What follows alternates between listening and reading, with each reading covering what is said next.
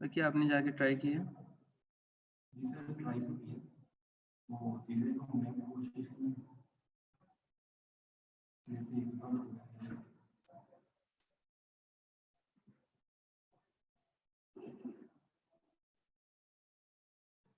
Online आपका lecture वो तो थोड़ा सा था,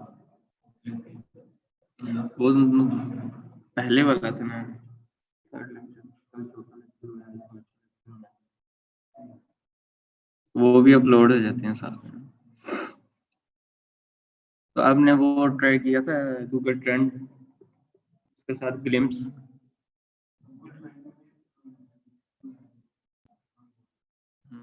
सेकंड करते हैं, फिर दूसरों का चेक करते हैं कि उनकी टीए क्या है। उसमें हम देखते हैं कि कीवर्ड उन्होंने कौन से लगाए हुए हैं, उसकी सर्च वॉल्यूम कितना है, वो चेक किया था।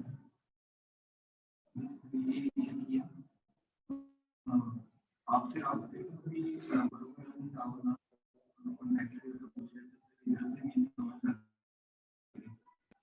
ये है कि रिजल्ट से समझ थोड़ा बहुत ट्राई करना है, नहीं हुआ तो आज पूछे हम जहाँ से समझ नहीं लगी। फिर कल आपने ट्राई किया, नहीं समझ लगी, तो आप पूछ सकते हैं आज। और आज हमने नेक्स्ट कुछ वेबसाइट देखनी है जो कि क्योंकि सबसे पहले हमारा काम यही है कि चेक करना, हम जिस वेबसाइट का एसईओ करने जा रहे हैं कि एसईओ पहले कितनी हुई है और हमें उसमें कितनी इम्प्रूवमेंट करनी पड़ेगी। इसके लिए हम यूज़ करते हैं, कुछ फ्री टूल्स भी हैं, उसके अलावा कुछ पेड टूल्स भी हैं। तो ये एक हमारे पास टूल है मोज। उसके बाद आ जाता है एसईएम रश, उसके बाद ऊबर सजेस्ट भी, एचरफ भी में आ जाते हैं।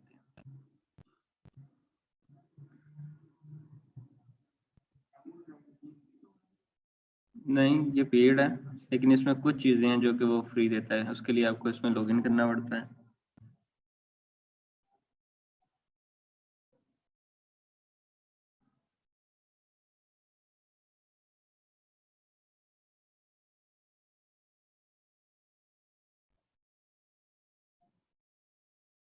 इस तरह एसईएम रश और ये कुछ फंक्शनैलिटी फ्री में प्रोवाइड करते हैं, लेकिन ना एचरफ प्रोवाइड करता है, ना ऊबर सजेस्ट प्रोवाइड करता है। उनमें फंक्शनैलिटी बहुत कम मिलती है फ्री में। बाकी जो लोग प्रोफेशनली लेके चलते हैं ना एसईओ को, उनके लिए क्रूशियल होता है कि वो इस तरह के सॉफ्टवेयर्स परचेज ला दें, क्योंकि ये वो सॉफ्टवेयर हैं जिन्होंने बताना है कि गूगल पे आपकी रैंकिंग कितनी अच्छी है, उसमें इम्प्रूवमेंट क्या क्या करनी है आपको।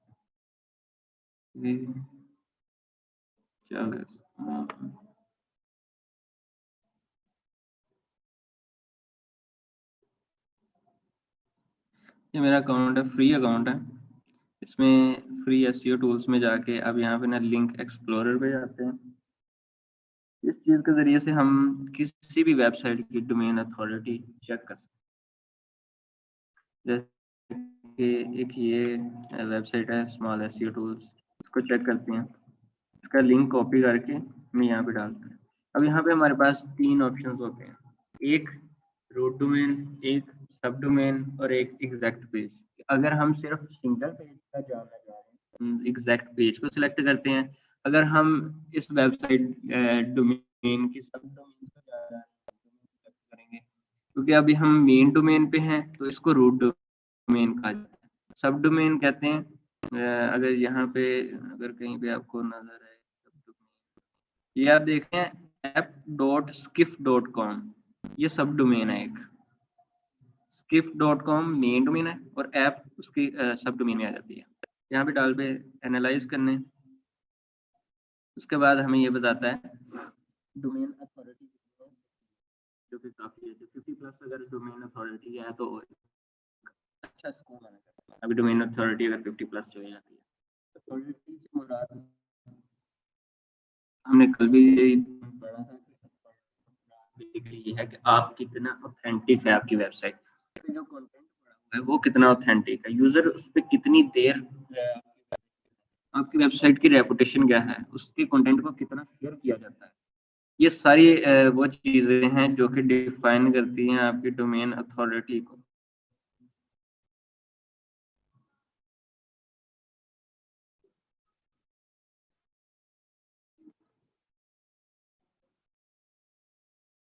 उसके बाद लिंकिंग डोमेन, ये वो डोमेन है जहां से डाटा लिंक होके आपकी तरफ आ रहा है। तो यानी कि अगर आपने किसी और वेबसाइट पे अपना आर्टिकल पब्लिश किया हुआ है, वो लिंक उन्होंने आपकी वेबसाइट क्लिक करके लोग आपकी वेबसाइट पे आ रहे हैं, उन्हें लिंकिंग डोमेन कहता है।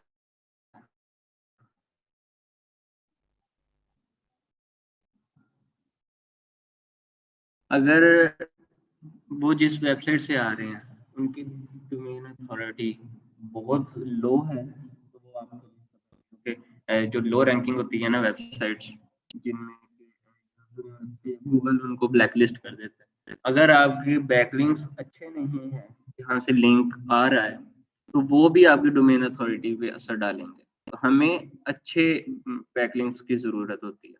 उसके बाद इनबाउंड लिंक्स, बेसिकली ये टोटल लिंक्स का बताता है। लिंकिंग डोमेन बेसिकली ये है कि इतनी टोटल डोमेन है जो कि लिंक कर रही है, और एक डोमेन में आपके 10-10 लिंक्स हो सकते हैं, तो टोटल इनबाउंड लिंक्स जो है ना वो 1.6 मिलियन है। इसके बाद रैंकिंग कीवर्ड्स, इस वेबसाइट पे बहुत सारे आर्टिकल्स भी पब्लिश हैं, बहुत सारी चीजें पब्लिश है, तो टोटल 27 से कीवर्ड्स हैं जिन पे ये वेबसाइट रैंक हुई है। रैंक का मतलब ये है कि अगर पेज पे भी शो हुई है ना, तो मतलब ये रैंक है। जरूरी नहीं है कि सिर्फ फर्स्ट पेज पे है तो रैंक है। ये बेसिकली इसको कहते हैं इंडेक्सिंग। अगर सजेस्ट कर देता है ना, चाहे वो कितनी दोहरी क्यों ना हो, कितने पिछले पेजेस पे क्यों ना हो, तो वो आपकी वेबसाइट के रैंकिंग कीवर्ड्स में ऐड हो जाता है, क्योंकि आहिस्ता आहिस्ता आप उसको इम्प्रूव कर सकते हैं। गूगल को ये पता चल गया कि इस कीवर्ड पे आपकी वेबसाइट को दिखाना है, तो ये चीज थी। उसके बाद total discovered linking domains, total lost और नेट कितनी है। ये बेसिकली ये है कि अगर एक वेबसाइट पे आपका लिंक लगा हुआ था, यूजर आ रहे थे, ट्रैफिक आ रहे थे, टोटल थी 17, के बाद ये नीचे ना डेट के हिसाब से लिखा हुआ है। उसके बाद कुछ ऐसी थी जिनसे यूजर आना बंद हो गया या फिर remove कर दिया, तो फिर वो माइनस होगी बीच में, और टोटल 897 अभी इस वक्त मौजूद है। उसके बाद डोमेन अथॉरिटी में कितना डिफरेंस आ रहा है ओवर टाइम, ये लिखा हुआ है। अप डाउन अगर हो रही है तो कितनी हो रही है। उसके बाद अगर पेज अथॉरिटी या लिंकिंग डोमेन अथॉरिटी चेक करनी है, वो इस तरह से हम सारी चेक कर सकते हैं ओवर टाइम इसमें क्या डिफरेंस आ रहा है। उसके बाद इंटरनल लिंक्स कितने हैं। जब हम लिंकिंग करते हैं ना, दो तरह के लिंक होते हैं, एक डू फॉलो और एक नो फॉलो। अगर हम अपनी किसी और वेबसाइट का, और हम ये चाह रहे हैं कि गूगल हमारी वेबसाइट उस साइट पे ना जाए, तो उसको नो फॉलो लिंक कहा जाता है। इससे क्या होता है कि यूजर अगर हमारी वेबसाइट पे आएगा तो वो नेक्स्ट जितने भी लोग आपकी वेबसाइट पे अगर गेस्ट पोस्टिंग का काम करना चाह रहे हैं, आपको फायदा देना चाह रहे हैं, सारे हमेशा डू फॉलो का लिंक मांगते हैं। क्यों? क्योंकि अगर आपकी वेबसाइट से उनकी वेबसाइट पे नहीं आएगा, तो उन्हें क्या फायदा। हमने तो अगर कोई पर्सन आपकी वेबसाइट पे मेहनत करके अपना आर्टिकल लिख के वो आपकी वेबसाइट पे पब्लिश कर रहा है, क्यों कर रहा है? आपकी वेबसाइट से ट्रैफिक हमारी वेबसाइट पे आए। अगर यूजर आ जाता है लेकिन गूगल उसको ट्रैक ही नहीं करता, उसको क्या फायदा फिर भी, क्योंकि गूगल ने अगर ट्रैक करेगा तो वो और लोगों को भी आने का कहेगा, लेकिन अगर गूगल ने ट्रैक ना किया तो फिर वो दूसरे लोगों को नहीं लेके आएगा। इसलिए ये डू फॉलो लिंक्स लगाए जाते हैं। ये एक्सटर्नल और इंटरनल दोनों। इंटरनल ये है, आपकी वेबसाइट पे 50 पेज हैं, वो आपस में कनेक्टेड है। फ्रंट पेज पे 5 पेज का लिंक लगा हुआ है, दूसरे पेज पे 5-10 पेजेस का लिंक लगा हुआ है, जो मेन्यू बना है उसमें लिंक लगा हुआ है, तो वो इंटरनल लिंक्स अपनी ही वेबसाइट के डिफरेंट पेजेस को लिंक किया हुआ है, इसको इंटरनल लिंक्स कहते हैं, और वो हमेशा डू फॉलो होते हैं। क्यों? क्योंकि हमारी वेबसाइट पे वो फर्स्ट पेज पे है कस्टमर, उसके बाद वो 3 पेजेस और चेक करता है। अगर गूगल को ये नहीं पता चलेगा उसने 3 पेजेस और चेक किए हैं, तो वो उन पेजेस को रैंक ही नहीं करेगा, वो कहेगा पेज चेक किया और चला गया। इसलिए वहाँ पे हम डू फॉलो लगाते हैं, ताकि अगर यूजर वहाँ से दूसरे पेज पे जाए तो गूगल उसके साथ साथ ही जाए। वे उसमें हमने ऐड किया होता है गूगल एनालिटिक्स को, कनेक्ट किया होता है अपनी वेबसाइट के साथ हमने। तो जब हमारी वेबसाइट पे कोई यूजर आता है, एनालिटिक्स नहीं होगा तो वो ट्रैक भी नहीं कर पाएगा। उसके बाद top links to this site, यानी कि जो हाईएस्ट डोमेन अथॉरिटी वाले और highest user number of user website से आ रहे हैं, वो ये हैं, इनसे ज़्यादा यूज़र इस वेबसाइट पे आ रहे हैं।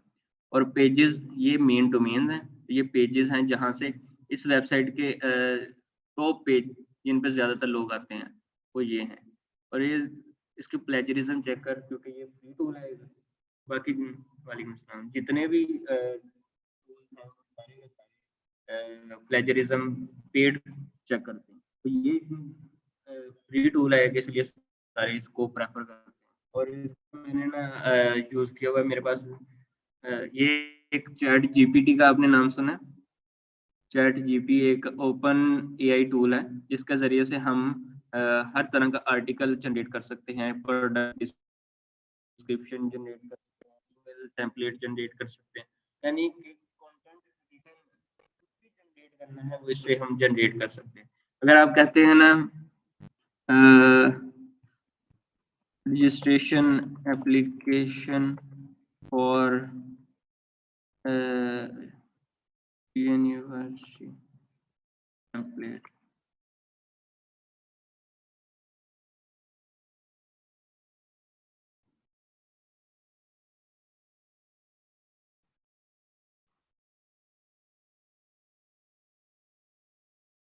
ये आपको कंप्लीट लिख के देगा कि किस तरह का उसका syntax होना चाहिए, किस तरह से आपने उसको लिखना है, क्या क्या चीज़ें ऐड करनी है, वो सारी चीज़ें लिख के देगा। और सिर्फ टेम्पलेट ही नहीं क्लिक करता, अगर आप इसे आर्टिकल लिखवाना चाह रहे हैं, किसी प्रोडक्ट की डिस्क्रिप्शन लिखवाना चाह रहे हैं, ये वो भी लिख के देगा। और इसका मज़ेदार है, अगर आप इनसे इन कर देंगे ना, तो ये अब सारा उर्दू में लिख के देगा। और अगर आप इसको कहेंगे ना कि टेम्पलेट मोर डिस्क्रिप्टिव, तो ये खुद ब खुद समझ लेगा कि वो जो मैंने लास्ट टेम्पलेट जनरेट की थी ना, उसके बारे में ये मुझे कहा जाए। ये यही है ना, क्योंकि ये हमारी बातों को समझता है। हमने अगर कोई इसमें बात की होगी, तो अगली कन्वर्सेशन में ये उसको रिमेम्बर करेगा। तो मुझे इसका हवाला दिया जा रहा है।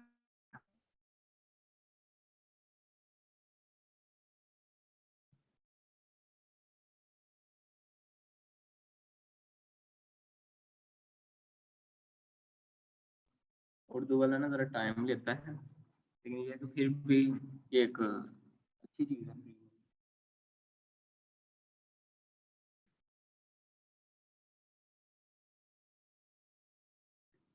ये कंप्लीट हो तो मैं एक और चीज़ आपको करके दिखाता हूँ। ये अभी फ्री में मिल रहा है, आप लोगों को भी ट्राई करना चाहिए, क्योंकि ये एक इन प्रोसेस है, बन रहा है, अभी सीख रहा है, तो उन्होंने सबके रिसर्च के लिए दिया हुआ है।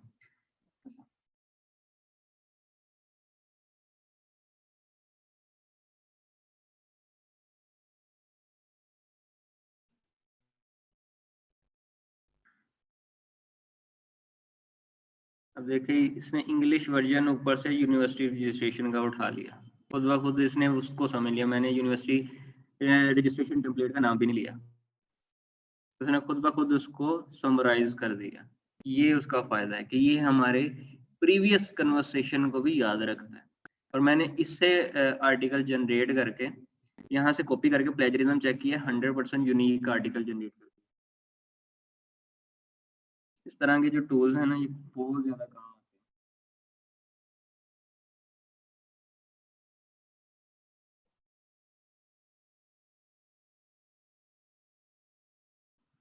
उसके बाद टॉप पेजेस, हमने one by one page, her page की हमने अलग अलग एसईओ करनी होती है। एक मेन एसईओ होती है, उसके बाद हर पेज की अलग अलग एसईओ होती है, और हम ऐसे ही चेक करते हैं कि इस पेज की अब एसईओ क्या होगी है, इस पेज की अब एसईओ क्या होगी है। ये हम 1 बाय 1 चेक करते हैं। उसके बाद बेसिकली ये वो लिंक है, गूगल से अगर क्लिक करके आपकी वेबसाइट पे आ रहा है ना, वो जो लिंक है उसे एंकर टेक्स्ट कहते हैं। एंकर टेक्स्ट बेसिकली क्या है कि एचटीएमएल का एक टैग है, एंकर टैग, और उस टैग के अंदर हम लिंक लगाते हैं, लिंक बनाने के लिए यूज किया जाता है। तो मैंने ना ये वेब डेवलपमेंट भी की है। अब ये ए टैग है, इसको एंकर टैग कहा जाता है।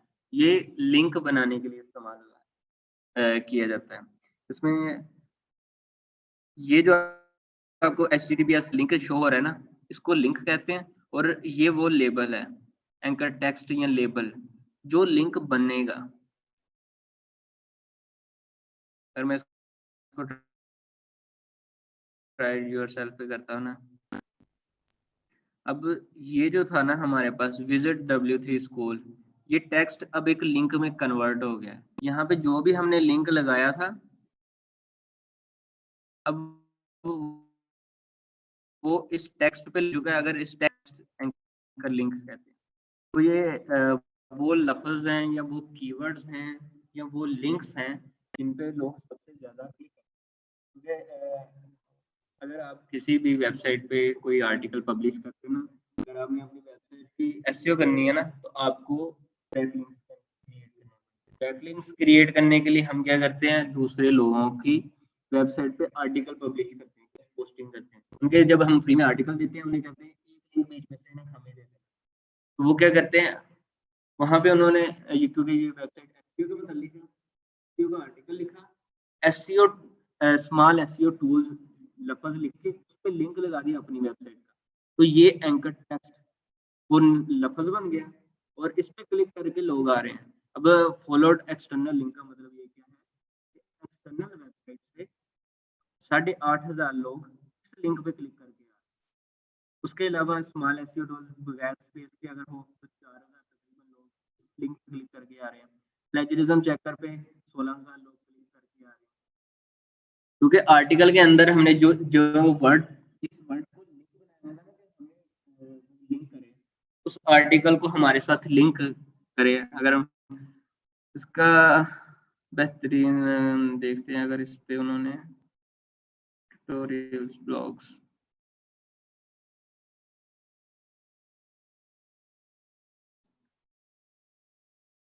यहाँ पे अब ये देखें, यहाँ पे उन्होंने एक आर्टिकल लिखा हुआ है, आर्टिकल के अंदर ये एक लिंक लगा हुआ है। इस लिंक पे क्लिक करेंगे तो हम चले जाएंगे स्मॉल एसईओ टूल के रीसाइज इमेज वाले पेज पे। सेम यही चीज वहां पे भी होती है। अब अगर यहाँ पे अगर चेक करनी है ना एसईओ का एंकर टैग, तो वो ये है रीसाइज इमेज टू 100 KB। ये वो एसईओ एंकर टैग है जिस पे क्लिक करके पर्सन हमारी वेबसाइट पे आया है, उन्हें एंकर टेक्स्ट कहा जाता है।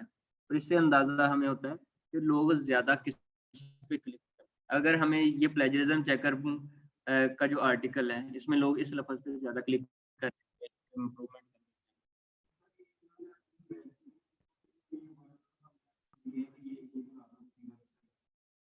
ये पूरा आर्टिकल देंगे तो वो एक लिंक ही ऐड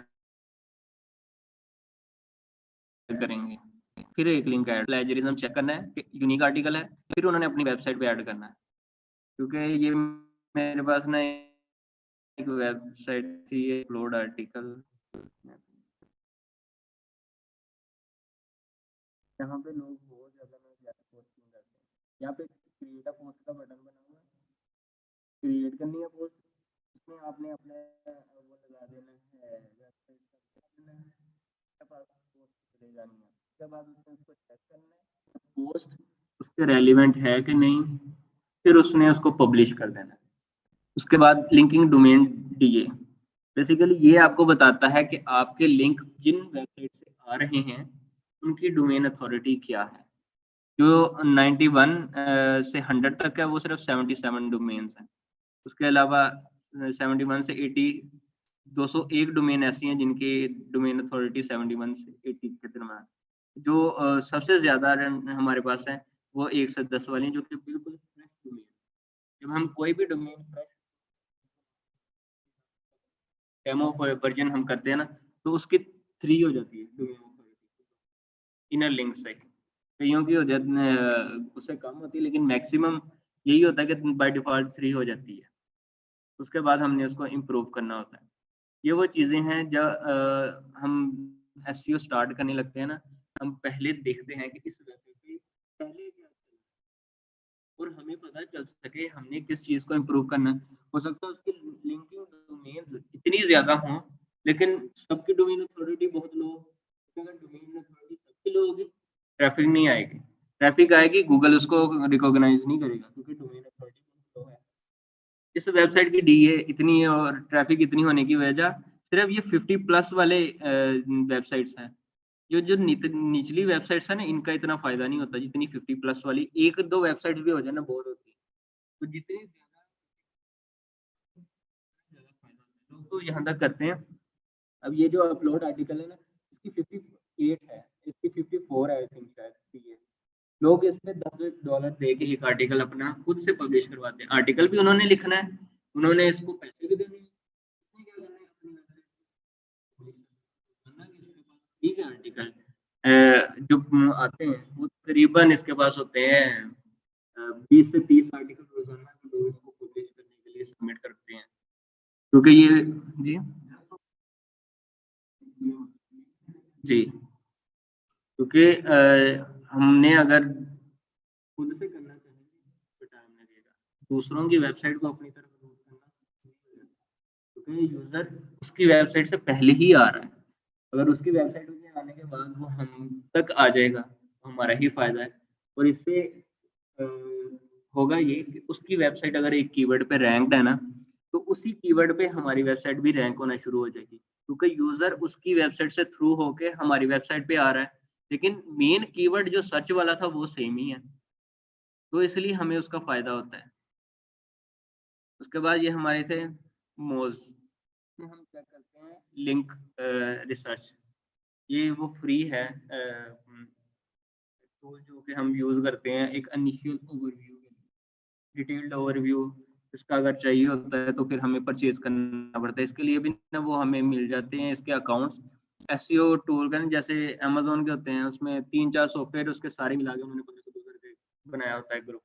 इसी तरह इसमें भी उन्होंने बनाया होता है। 3-4 एसईओ वाले टूल मिला के वो एक ही बंडल बना देते हैं। उसके बाद हमारे पास एससीएम रश होता है, ये भी सेम है। ये ट्रैक करता है आपके हर एक कीवर्ड को। जिस कीवर्ड पे आप ट्रैक करना चाह रहे हैं, उसको भी ट्रैक करेगा। कोई और आपका कॉम्पिटिटर है, उसको अगर आप ट्रैक करना चाह रहे हैं, ये उसको भी ट्रैक करेगा। तो ये आपको बताएगा कि इस कीवर्ड पे आपकी जो वेबसाइट है, वो कौन से नंबर पे शो हुई है। ये भी आपको बताएगा ये। इसमें ना हमने आगे गूगल सर्च कंसोल और गूगल एनालिटिक्स भी करना है। और कह लें कि गूगल एनालिटिक्स कोई भी सॉफ्टवेयर जो कि एनालिसिस करने के लिए इस्तेमाल होता है, इसमें सबसे ज़्यादा डिटेल्ड सॉफ्टवेयर है और सबसे ज़्यादा मुश्किल। अगर आप उसमें करना चाह रहे हैं तो आपको साथ-साथ लेके चलना पड़ेगा और उसपे खुद प्रैक्टिस बहुत करनी पड़ेगी। ये है कि वो आपको 0 से लेके 1 तक हर चीज़ बताएगा कि यूज़र आपकी वेबसाइट पे कहाँ से आया, कब आया, कितना टाइम रहा, किस पेज पे गया। अगर आपकी ई-कॉमर्स वेबसाइट है तो उसने क्या चीज़ ऐड टू कार्ट की, कौन-सी चीज़ बाय की और उसके रेफर से कितने लोग आए और एक यूज़र का अगर ये रिटर्निंग यूज़र है, तो ये कितनी बार रिटर्न हुआ है। यानी कि एक बार इसने ओपन की, बंद कर दी, फिर से ओपन की, फिर बंद कर दी, इसको रिटर्निंग यूज़र कहा जाता है। तो ये इसके रिटर्निंग रेट क्या है, ये सारी चीज़ें हमें गूगल एनालिटिक्स बताता है। तो गूगल सर्च कंसोल ये बताता है कि गूगल सर्च के ज़रिए से यूज़र कौन-कौन से आ रहे हैं आपके पास। आपकी वेबसाइट के जो पेजेज़ हैं वो इंडेक्स हैं कि नहीं है। इंडेक्स का मतलब ये है कि गूगल आपके पेजेज़ को रिकॉग्नाइज़ कर चुका है या नहीं, क्योंकि अगर इंडेक्स नहीं होंगे आपके आर्टिकल जो हैं, आपके पेजेस जो हैं वो गूगल पे शो ही नहीं होंगे अगर वो इंडेक्स नहीं होंगे। तो इसके लिए आप लोगों ने साइन अप करना है गूगल एनालिटिक्स का और गूगल सर्च कंसोल का। ओपन करके देखिएगा, चेक करिएगा कि कैसी है। उसके बाद हम इसको डिटेल में इंशाल्लाह स्टार्ट करेंगे। उसके बाद अगर एसईओ जो होती है ना वो 2 तरह से होती है। एक आपकी वेबसाइट पे डिपेंडेंट होती है कि वो वर्डप्रेस है या फिर वो डायनामिक बनी है। अगर तो वो वर्डप्रेस बनी है तो उसमें हमारे पास प्लगइन्स होते हैं एसईओ करने के लिए। लेकिन अगर वो डायनामिक बनी हुई है के लिए हम यूज़ करते हैं फिर एचटीएमएल टैग्स। उनके एचटीएमएल टैग्स के ज़रिए से हम फिर उसकी एसईओ करते हैं। उसके लिए आपको पता होना चाहिए कि एचटीएमएल के कुछ टैग्स जैसे कि H1 heading tags, title tags वो पता होने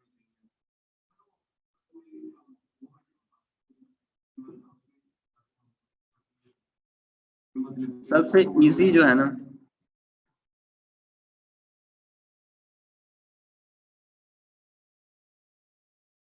W3 स्कूल सर्च करना है, W3 स्कूल सिर्फ सर्च कर लें। एंड पे आएँगे आपके पास ये लिखा हुआ है एचटीएमएल ट्यूटोरियल।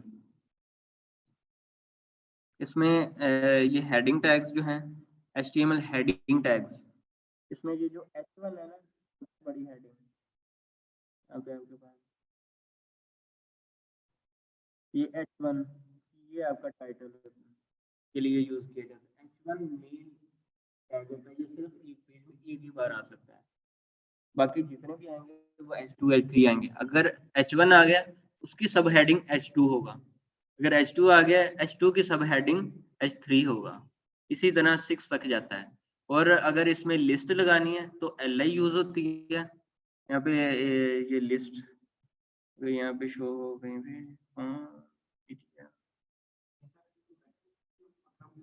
जी, अगर आपने ये चला के देखनी है ना तो ये ट्राई इट योरसेल्फ पे जाएं, वो आपको रन करके बता देंगे। इसमें कुछ भी एडिट करें, यहाँ से रन के बटन पे क्लिक करें, वो अपडेट कर देगा।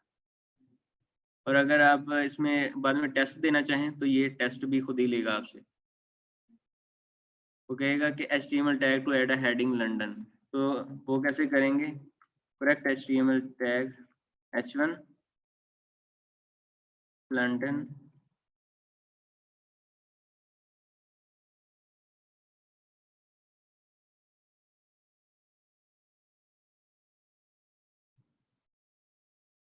ये इस तरह से आपका टेस्ट भी लेगा, आपको समझ आ जाएगी ठीक क्या है। आपने सर्च करना है W3 स्कूल, गूगल पे सर्च किया, पहली वेबसाइट आ गई, निकाल ली। बिल्कुल एंड पे जाना है। अगर यहाँ पे शो हो रहा है तो यहीं से भी ये आपने यहाँ पे ना HTML लर्न पे क्लिक करना है, HTML ट्यूटोरियल पे आना है। आपके पास ये जो पेज ओपन होना चाहिए ना, ये HTML ट्यूटोरियल के नाम से होना चाहिए। HTML रेफरेंस के नाम से भी इसमें पेज है। तो आपने जो लेके चलनी है वो HTML ट्यूटोरियल है। ये जो वेबसाइट्स मैं आपको बता रहा हूँ ना, ये आप लोगों ने खुद ही हम इसको साथ साथ करेंगे तो आपके लिए ये इजी हो गया। कुछ चीजें आपको ओपन करने से पता चलेंगी। आप हर ऑप्शन उसका ओपन करके चेक करें इसमें क्या क्या चीजें हैं। इसमें अकाउंट बनाएं और चेक करना शुरू कर दें, क्योंकि ये एसईओ ऐसा फील्ड है जिसमें कि चीजें बहुत ज्यादा है। यहाँ पीरियोडिक टेबल देखा था ना, पीरियोडिक टेबल में कितनी सारी चीजें, तो हमने सारी चीजें आपको हर टूल का पता होगा तो ही आप कर पाएंगे। तो इसलिए एसईओ में आपको ना सेल्फ लर्निंग साथ लाजमी लेके चलना है, क्योंकि इसमें जो भी करना है वो आपने ही करना है। एसईओ वाला जो भी पर्सन होता है ना, उसने एचटीएमएल को भी देखना है, उसने गूगल की रैंकिंग को भी देखना है, उसमें सोशल मीडिया को भी देखना है। तो एसईओ सिर्फ वेबसाइट की नहीं होती है, वेबसाइट सोशल मीडिया की भी होती है, फिर यूट्यूब वीडियोस की भी होती है। तो सारा आपके रिसर्च वर्क पे होता है, आप रिसर्च कितनी करते हैं। उससे रिसर्च करने से पहले आपके पास डाटा होना चाहिए, एनालिटिक्स, जो कि आपको बता सके कि इसमें क्या क्या फ़र्क है। इसके अलावा हम एक और चीज़ देखने लगे तो कहते हैं जीटी मैट्रिक्स। ये वो वेबसाइट है जो कि आपकी वेबसाइट का स्ट्रक्चर बताएगी, आपकी वेबसाइट का स्ट्रक्चर क्या है।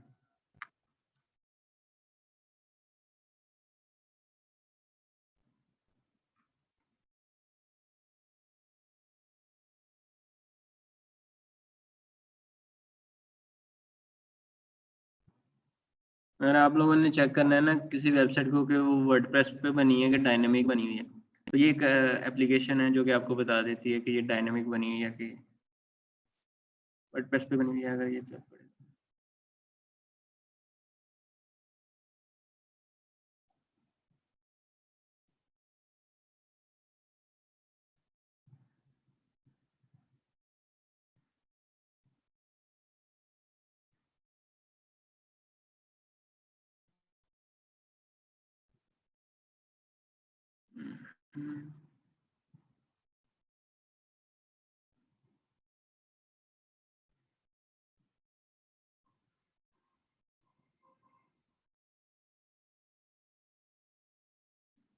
ये देखें, ये एक्सटेंशन है जो कि हमें ना कंप्लीटली आगाह करती है किसी भी वेबसाइट की कि उसमें क्या क्या चीज़ें यूज़ हुई हैं। इसमें इसने गूगल एनालिटिक्स को यूज़ किया हुआ है, क्लाउडफ्लेयर सीडीएन को यूज़ किया है। इस पे जो ऐड नज़र आ रहे हैं वो दो कंपनीज के हैं, एक इजोक के और एक एडसेंस के। ये दोनों एडवर्टाइजिंग कंपनी है जो कि वेबसाइट पे ऐड चलाती हैं।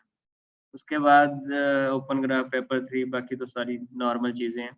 मेन चीज़ ये है गूगल एनालिटिक्स लगी हुई है इस पे, जिससे हमें ये पता चल जाता है कि वेबसाइट डायनामिक बनी हुई है या वर्डप्रेस पे बनी हुई है, ये डायनामिक बनी हुई है। आपके लिए ये इजी रह जाता है।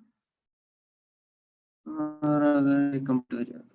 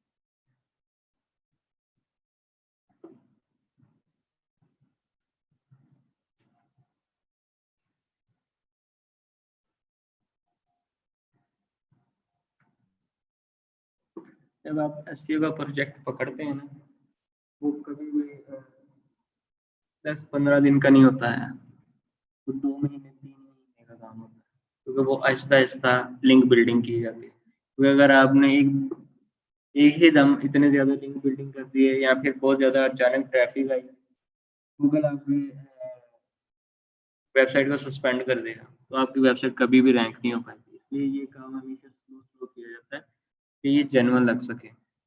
और एसईओ अगर एक पेज की है उसके बाद उसको गूगल पे इंडेक्स करवाना है, उसके बाद नेक्स्ट पेज की तरफ चलना होता है। अब ये हमारे यहाँ पे शो कर रहा है। अगर आप इसमें स्ट्रक्चर पे जाए ना, तो ये आपको बता रहा है रेंडर ब्लॉकिंग रिसोर्सेज। ये आपका काम नहीं है, डेवलपर का काम है। High medium avoid DOM size avoid critical, यहाँ पे रिड्यूस यस।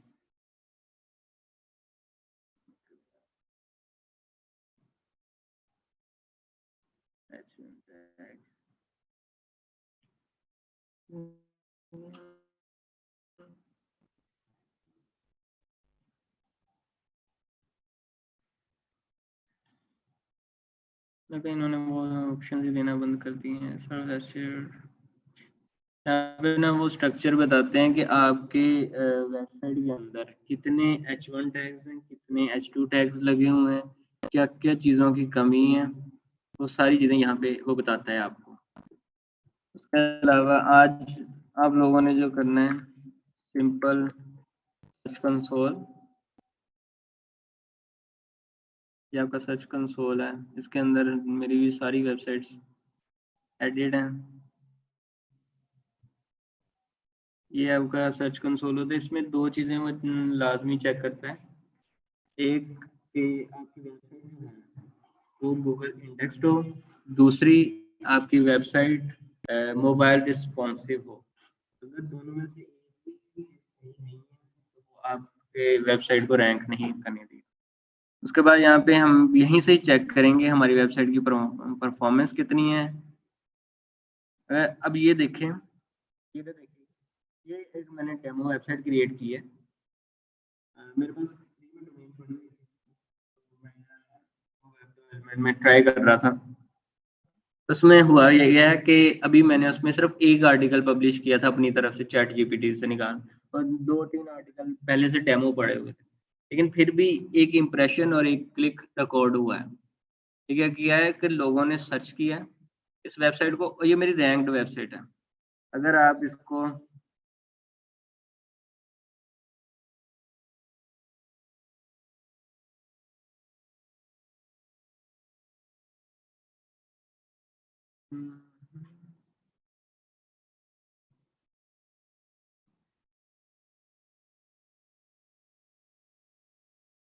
ये देखें, ये मेरी रैंक्ड है, यानी कि गूगल पे सर्च करने पे कंप्लीटली सर्च करने पे शो हो रही है, तो मतलब आपकी कम से कम इंडेक्स्ड है वेबसाइट। गूगल को पता है ये वेबसाइट मौजूद है, ये मेरा नाम लिखा हुआ है, मैं वैसे ही ना ट्राई कर रहा था, जितनी भी सर्च की कैटेगरीज हैं वो सारी लिखी हुई हैं, मेन पेज है, और ये दूसरी भी वेबसाइट्स इससे रेलिवेंट ही हैं जितनी भी।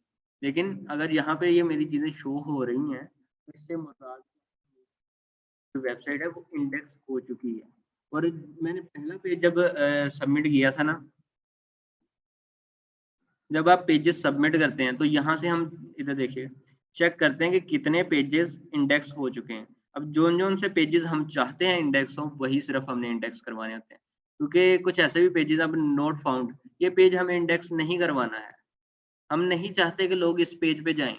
अगर कोई पेज नहीं मिलता तो वो डायरेक्ट इस पेज पे चले जाएंगे, लेकिन हम नहीं चाहते कि डायरेक्ट यूजर इस पे जाए, क्योंकि यूजर इस पे जाएगा तो हमारा इमेज खराब होगा। 404 एरर, इसका मतलब ये है कि आपने वो चीज डिलीट कर दी है, लेकिन यूजर का एक चक्कर जाया हो गया है, यूजर आपकी वेबसाइट पे आया, उसका क्लिक जाया हुआ है एक, तो गूगल इसको माफ नहीं करता है। Block due to access forbidden, ये 403 है। बेसिकली ये वो पेजेस हैं जिनको हम डायरेक्टली एक्सेस नहीं कर सकते उसके पास फॉर एक्सेस, ये बहुत सारे पेजेस हैं जिनको डायरेक्ट एक्सेस करना पॉसिबल नहीं है, वो फॉरबिडन है यूजर्स के लिए। जिनको एक्सेस कर सकते हैं वो यहाँ पे है हमारे पास।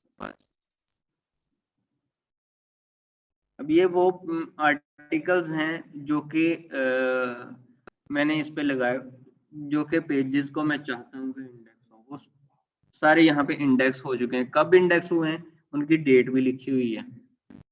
उसके बाद साइट मैप एक चीज होती है, ये भी हम नेक्स्ट पढ़ेंगे साइट मैप क्या होता है, क्योंकि ये वो चीजें हैं जो कि हमने गूगल को करवानी होती है, जिनकी वजह से यूजर गूगल को पता चलता है अवेलेबल है।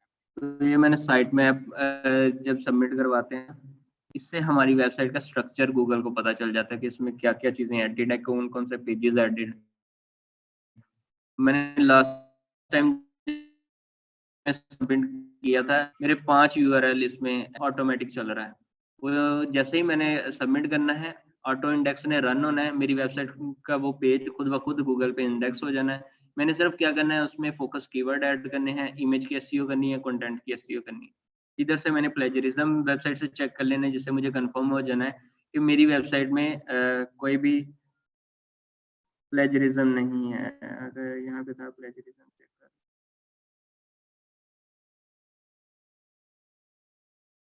ये प्लेजरिज्म चेक कर, इसका आर्टिकल यहाँ से उठा के मैं कॉपी पेस्ट कर देता हूँ। मेरे पास था यहाँ पे एक आर्टिकल था, आपको ना इसमें चेक करके दिखाता हूँ। तो कॉपी करके आपने यहाँ पे पेस्ट कर देना।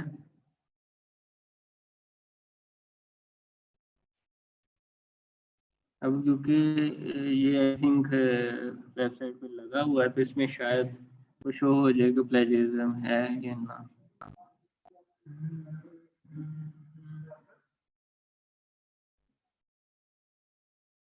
अब यहाँ पे ये चेक, अगर इसकी एक लाइन भी किसी भी वेबसाइट से मिलेगी ना, वो हमें यहाँ पे राइट साइड पे बताएगा कि इस वेबसाइट से ये मैच कर गई है आपकी लाइन, ये प्लेजरिज्म फाउंड हो चुका है। उसके बाद ये वर्ड काउंट स्टैटिस्टिक्स में बेसिकली ये बताता है कि आपकी जो ब्लॉग है उसमें सिलेबल्स कितने, सेंटेंसेस कितने, यूनिक वर्ड्स कितने।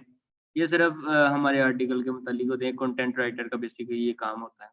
हमने तो कंटेंट जब मिल जाना है उसको ऑप्टिमाइज करना होता है, बस उसको अरेंज करना एसईओ पर्सन की काम है। क्योंकि अगर इसमें हमने हेडिंग और सब हेडिंग नहीं ना ऐड की होंगी तो ये यूजर के लिए पढ़ना बड़ा मुश्किल हो जाता है। जब हम हेडिंग्स और सब हेडिंग्स ऐड करते हैं ना, यूजर के लिए इजी हो जाता है क्योंकि सेक्शन बने होते हैं। क्योंकि यूजर का हेडिंग पे ज्यादा फोकस होता है, दूसरे आर्टिकल पे बाद में फोकस पड़ता है।